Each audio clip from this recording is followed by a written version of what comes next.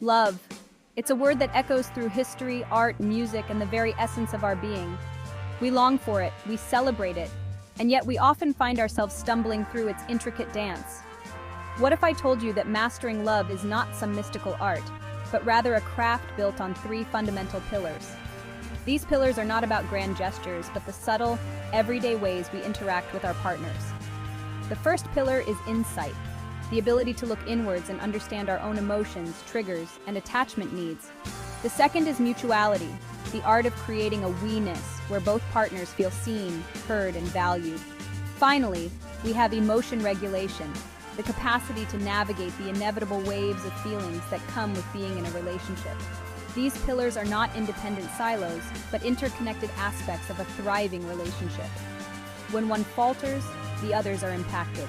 However, when nurtured, they create a foundation for a love that is not only enduring, but deeply fulfilling. Imagine for a moment that your relationship is a house. You wouldn't start building without a blueprint, would you? Insight is the blueprint of love. It's about understanding your emotional landscape, your joys, your sorrows, your insecurities. It's about recognizing how your past experiences, your family dynamics, have shaped your beliefs about love and intimacy. But insight doesn't stop at self-discovery. It's also about turning that curiosity towards your partner. It's about asking questions, not just about their day, but about their dreams, their fears, their vulnerabilities. It's about listening, truly listening, not to formulate a response, but to understand their world. Insight is not about fixing or changing each other. It's about creating a space of deep acceptance and empathy. It's about saying, I see you, I hear you, I'm here for you. Take a moment to reflect. What are your love languages? What makes you feel secure and loved? What are your partners? This journey of self-discovery and mutual exploration is the bedrock of lasting connection. Mutuality is the bridge that connects two individuals into a we. It's the understanding that a relationship thrives not on individual needs being met, but on shared goals, dreams, and values. It's about creating a space where both partners feel like they have an equal say, where their opinions are valued and their needs are considered. Think about the last time you made a decision as a couple. Was it a unilateral decision, or did you take the time to truly understand each other's perspectives? Did you find a compromise that honored both your needs, or did one person have to sacrifice?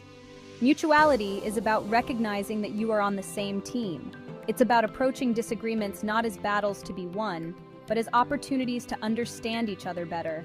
It's about celebrating each other's successes and offering comfort and support during challenging times. Remember, love is not a zero-sum game. When we prioritize we-ness, both partners win. Section 4. Emotion regulation. Navigating the tides. Just like the ocean, relationships have their ebbs and flows. There will be moments of calm and joy, but also times of storm and uncertainty. Emotion regulation is the compass that guides us through these turbulent waters. It's the ability to acknowledge and manage our emotions in a healthy and constructive way. Think about a time when you felt angry or frustrated with your partner. Did you react impulsively, letting your emotions get the best of you? Or did you take a step back, allowing yourself time to cool down before addressing the situation? Emotion regulation is not about suppressing our feelings. It's about learning to express them in a way that fosters understanding and connection, rather than creating distance and hurt. It's about developing self-soothing techniques, seeking support when needed, and choosing to respond rather than react. Remember, we are all human. We will all experience difficult emotions.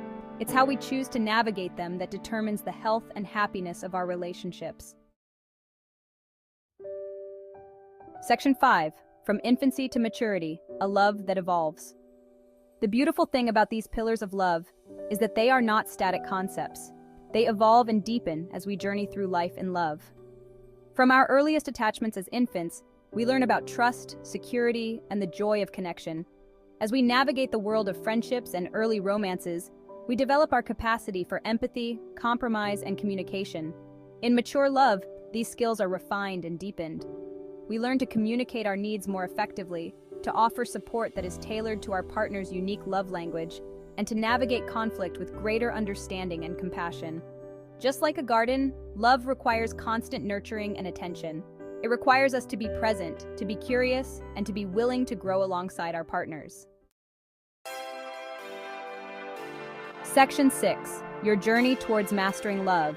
The journey of mastering love is not a destination, but a lifelong adventure. It's a commitment to personal growth, to understanding ourselves and our partners deeply, and to cultivating the skills that allow love to flourish. Start by practicing self-reflection. What are your strengths in each of these areas? Where do you see room for growth? Share your insights with your partner and invite them to do the same.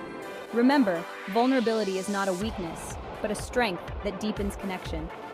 Make time for each other, not just for grand gestures, but for the simple, everyday moments of connection.